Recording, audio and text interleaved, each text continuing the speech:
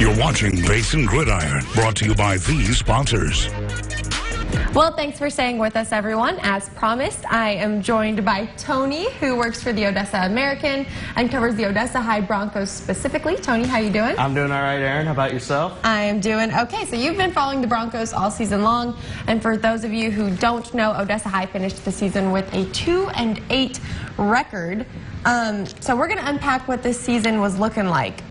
Their most recent loss against Midland High, so let's focus on that. First of all, what do you think the Broncos did, I guess, wrong in that game in order to get that last loss of the season? I think they actually played pretty well, at least through the first quarter. They got off to a good start offensively, getting the ball down inside the 5-yard line, but after getting held out of the end zone, a goal line stand, it kind of maybe seemed to take the air out of them a little bit. And then Midland High, late in the first quarter and early in the second quarter, really kind of started finding something on offense and put up 20 points in the span of about 4 minutes. And basically that little mini run there in the first half kind of left Odessa High just basically playing catch-up for the rest of the game, and it ended up being kind of a tough way to try to dig themselves out of. Yeah, and you had mentioned earlier before the show that there was a bit of an interesting ending to that first half there. Can you kind of run through what happened? Yeah. So basically what ended up happening was that there were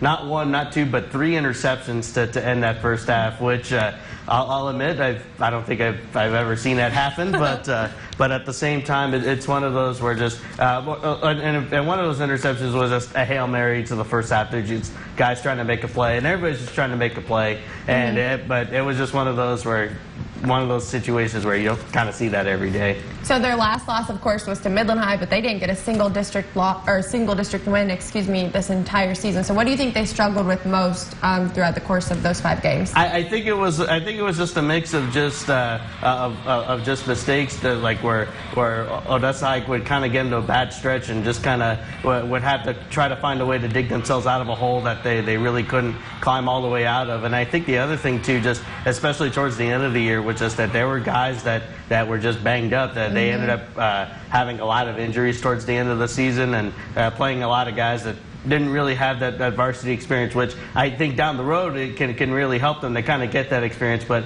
at least for this season, it kind of put a lot of guys to step them up in different situations. Yeah, and we've talked to Coach Servance about this a little bit. You know, that inexperience this season has caused them some struggles, but looking ahead to next year, I think they have some hope. So what do you think about some of those young guys that are getting that experience this season? I think it's really gonna really pay off for them. I mean, you look at, I'll just start with the quarterback with a guy like Diego Cervantes. I know he had his own injury issues during district play, but you could see the potential there in him kind of leading the offense. So I think he provides that dimension. He had a couple receivers who showed some flashes as well. Guys on defense who I think are going to get more experience as they come back, especially in the secondary as well, which is where basically Odessa had to replace all 4 starters coming into the season. So like I was saying earlier, a lot of that experience for this year I think can really kind of help them, put them in a good spot for next season. So some less experienced players getting some playing time, which is always a plus. Where else did you see improvement throughout the course of the season for this Broncos team? Really the one thing that really kind of stood out was just the fact that,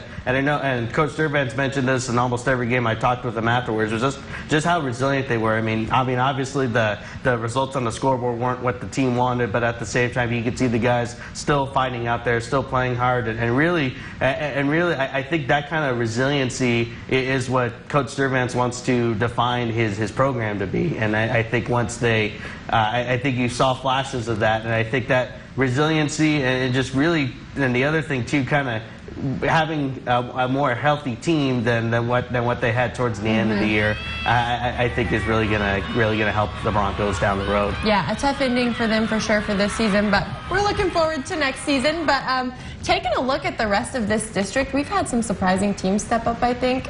Friendship most of all compared to last year.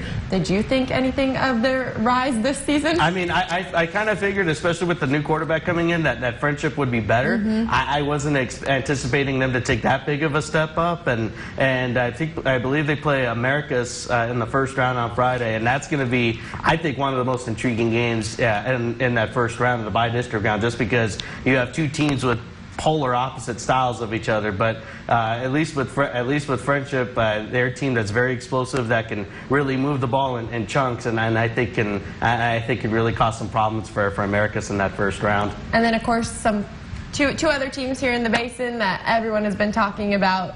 I don't know if you got to pay a whole lot of attention to Friday's game, Permian against Midland Lee. I was following along with it. Mojo, of course, getting the upset there. What do you think of that matchup? I was just really impressed with how Permian really kind of put it all together. I know they got off to a really tough start, facing some really good competition from the Metroplex, but once Easton Hernandez got healthy and once some of the other guys kind of figured it out as well, you could really tell that it was a team that they just really started clicking. And in a rivalry game like that, sometimes you just have to throw the records out the window.